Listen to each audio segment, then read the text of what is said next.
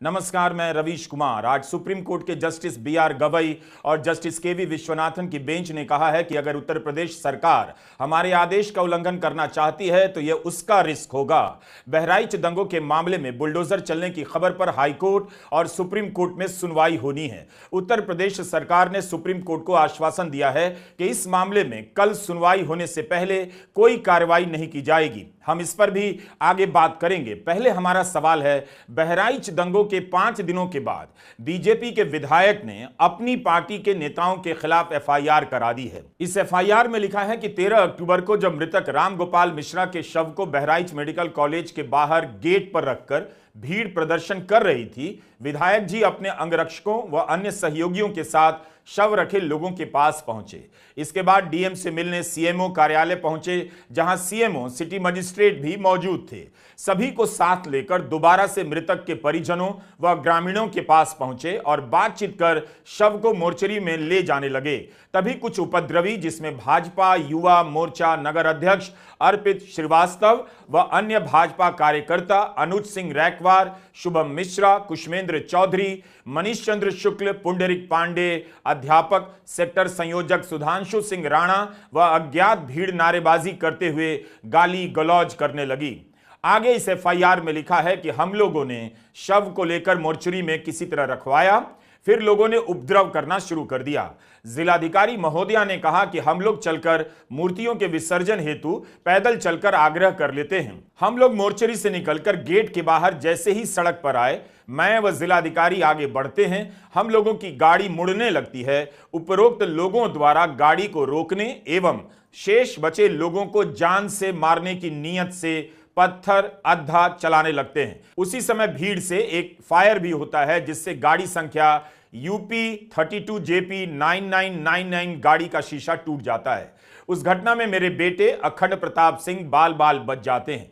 उक्त सारी घटना रात्रि 8 से 10 बजे के बीच की है। सीसीटीवी फुटेज में सारा कुछ स्पष्ट होगा, अतः मुकदमा दर्ज कर आवश्यक कार्रवाई करने का कष्ट करें। आज के दैनिक भास्कर में बीजेपी के विधायक सुरेश्वर सिंह का बयान छपा है कि उन्होंने किसी पर दंगा करने का आरोप नहीं लगाया है। एफआईआर में भले उन्होंने दंगा शब्द का इस्तेमाल नहीं किया, लेकिन गाड़ी पर पत्थर चलाना, अद्धा चलाना, भीड़ की तरफ से गोली का चल जाना दंगा या उपद्रव ही होता है। एफआईआर में विधायक सुरेश्वर सिंह ने जिन 8 धाराओं के तहत मुकदमा दर्ज कराया है, 1912, 1913, 3422, 35, 3513, 1091, 125 और 352, इन 8 धाराओं का संबंध उपद्रव, दंगा और हत्या के प्रयास से ही है। 22 अक्टूबर को सुरेश्वर सिंह ने एक प्रेस कॉन्फ्रेंस की और कहा कि उपद्रवियों ने उनकी गाड़ी पर बोरे डालकर जलाने की कोशिश की। जरा सी चूक हो गई होती तो बड़ा हादसा हो सकता था। पुलिस और खुफिया तंत्र का यह फेलियर है। बीजेपी के नगर अध्यक्ष समेत सभी 7 लोगों के खिलाफ जल्दी कार्रवाई होगी। विधायक सुरेश्वर सिंह के बेटे अखंड प्रताप सिंह की जान को खतरा हो सकता था। उनके बेटे की तरफ गोली चलाने का आरोप अगर किसी दूसरे समुदाय के लोगों पर लग गया होता तो अभी तक उनके घर मकान सब गिरा दिए गए होते। लेकिन बीजेपी के विधायक के बेटे पर गोली चलाने का मामला जिन 7 लोगों के खिलाफ दर्ज किया गया है, उनके खिलाफ कार्रवाई क्यों नहीं होती है? तो हमने स्पष्ट रूप से लिखा है, मुकदमा लिखा देने से न कोई मुलजिम होता है और न कोई दोषी होता है। हमने स्पष्ट रूप से लिखा है कि सीसीटीवी कैमरे वहाँ पे लगे हुए हैं। एक दुकान पे नहीं, कई दुकानों पे लगे हुए हैं। उनको विवेचक देखेगा और जो भी बलवा करने में होंगे, जिसने भी फायर किया होगा, जिसने ईंट पत्थर चलाई होगी, उसके विरुद्ध वो कार्रवाई करेगी। इसका महाराजगंज की घटना से कोई लेना देना नहीं है। और जहां बार बार भाजपा का जिक्र आता है, हमारे ख्याल से भाजपा का इसमें कोई नहीं है। बाद में जानकारी मिली कि अर्पित श्रीवास्तव भाजपा के भारतीय जनता युवा मोर्चा के नगर अध्यक्ष हैं। इसके अतिरिक्त भाजपा का मेरे विचार से कोई इसमें है नहीं। और उपद्रवी लोग थे, ज़्यादातर लोग नशे में थे और सब लोग ये कह रहे थे कि ये हमारा भाई है। जब हमने परिवार के लोगों से पूछा कि आपके भाई हैं, और जो लोग कह रहे थे कि हम इनके भाई हैं, वो शव के मुंह पर बैठे जा रहे थे। उनको ढकेल करके हमने पीछे किया और मैं, दिवाकर पांडे जी, अखंड प्रताप सिंह और उनका भतीजा किशन, 4 लोगों ने उस शव को कंधे पर लेकर के उठा करके हम लोगों ने उसको मर्चरी तक पहुंचाने का काम किया। और जब मर्चरी पहुंच गए तो मर्चरी का दरवाजा भी तोड़ दिया उपद्रवियों ने। एम्बुलेंस को शीशा पत्थर फेंके, एम्बुलेंस भाग गई। उसके बाद में मर्चरी की दीवार भी गिरा दी गई, जो लोगों ने मुझको बताया। और 13 तारीख की घटना है। कई लोगों ने कहा कि अपने लोग हैं, तो हमने कहा कि अगर कोई अपना है तो आ करके बता दे। हमने 18 तारीख को FIR लिखाई है। जो नाम मुझे ज्ञात हुए, हमने 18 तारीख को FIR लिखाई है।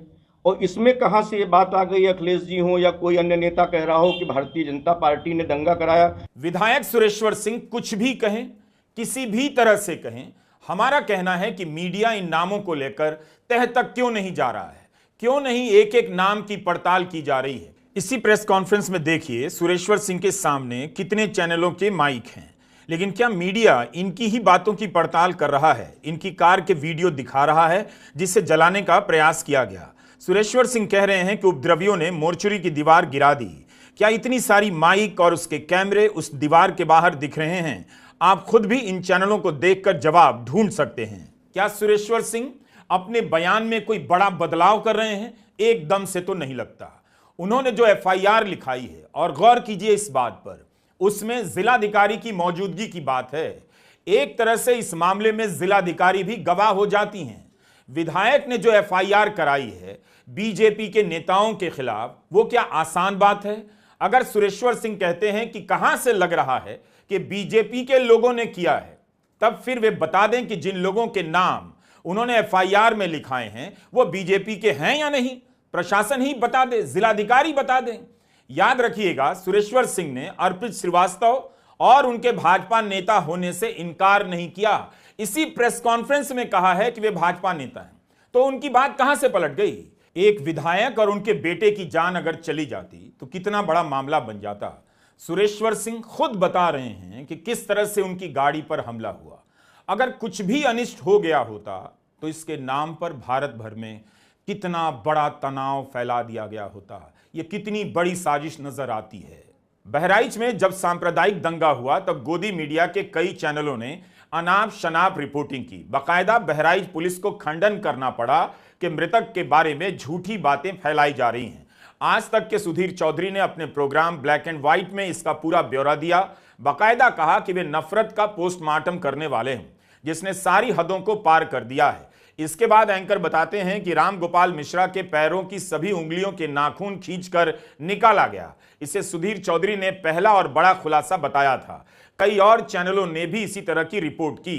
रिपोर्टिंग की भाषा दर्शक को कल्पना करना सिखा रही है। आप कल्पना कीजिए, जो नहीं हुआ है उसकी भी कल्पना कराई जा रही है कि क्या क्या हुआ, कैसे कैसे हुआ, ताकि वे भी आग में उबलने लगे।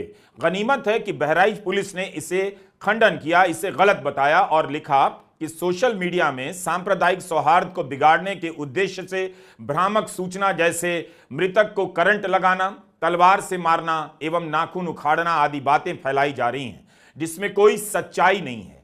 पोस्टमार्टम में मृत्यु का कारण गोली लगने से होना पाया गया है। इस घटना में एक व्यक्ति के अतिरिक्त अन्य किसी की मृत्यु नहीं हुई है। अतः सभी से अनुरोध है कि सांप्रदायिक सौहार्द को बनाए रखने के लिए अफवाहों पर ध्यान न दें एवं भ्रामक सूचनाओं को प्रसारित न करें। लेकिन पुलिस ने मीडिया नहीं लिखा, सोशल मीडिया लिखा।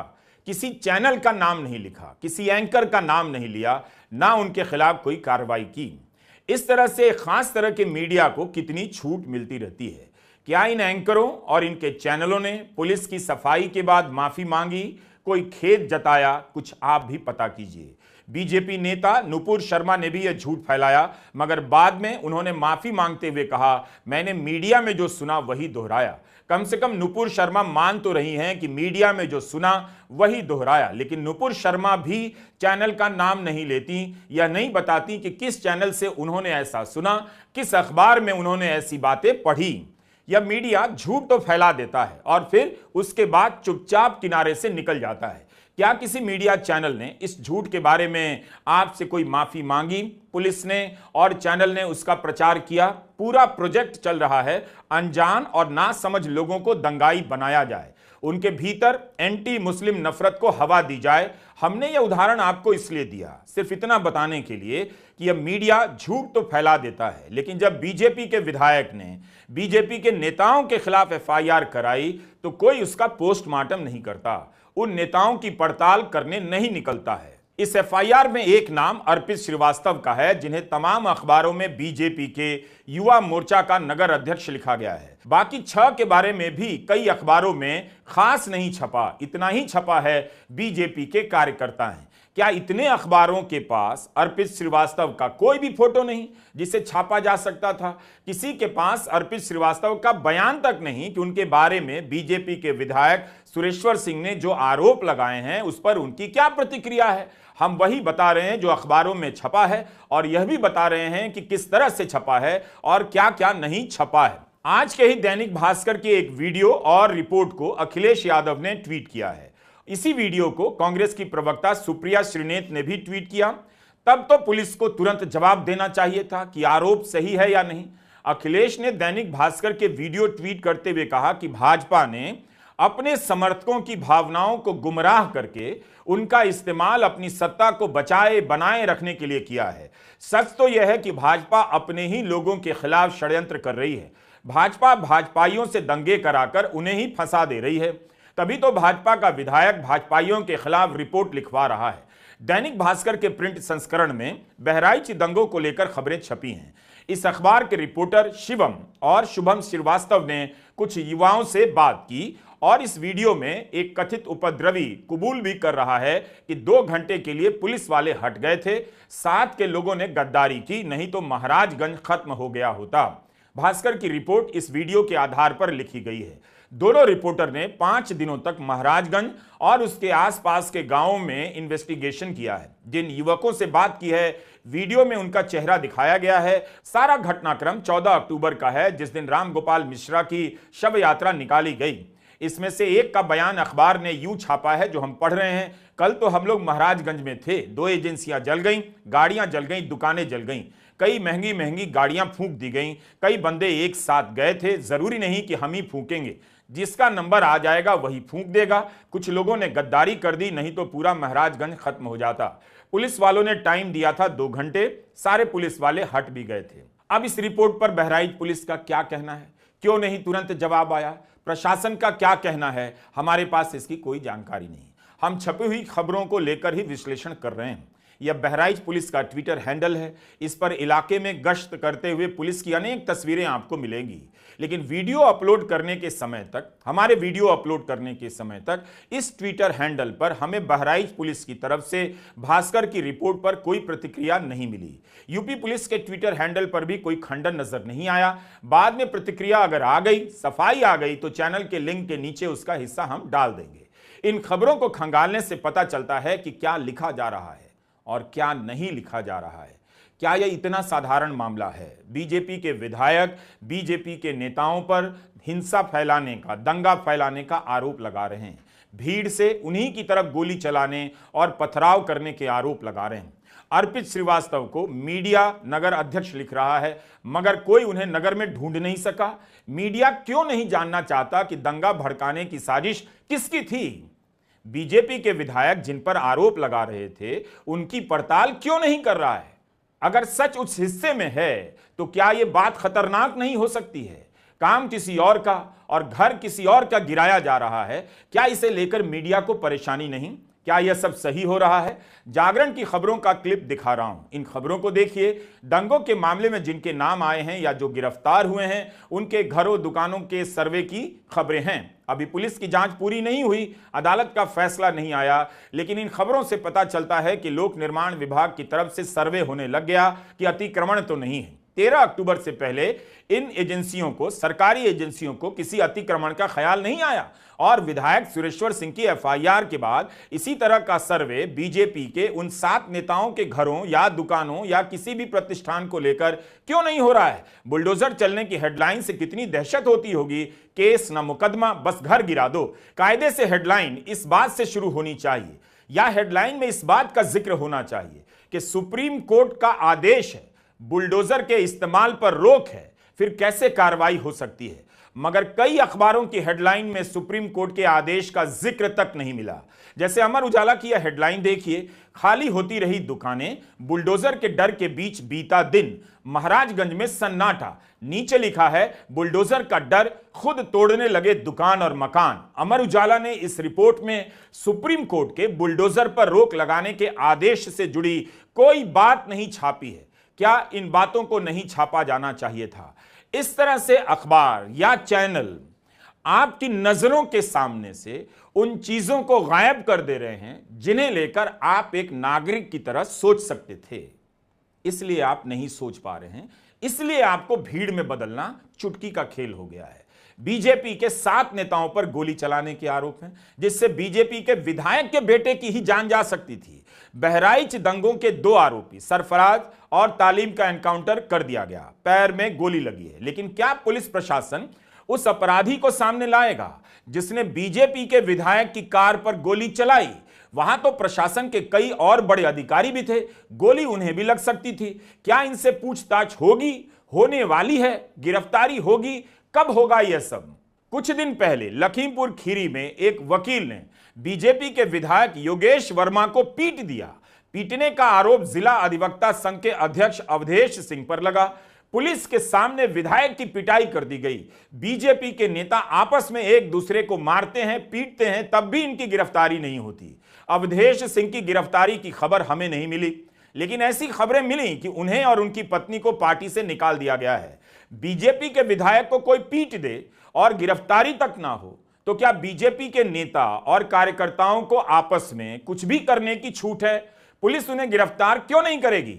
योगी से मुलाकात के बाद एक्शन। विधायक योगेश वर्मा को पीटने वाले अवधेश सिंह, उनकी पत्नी समेत 4 लोगों को बीजेपी ने निकाला, यह हेडलाइन छपी है। अब कोई बुलडोजर का नाम नहीं ले रहा।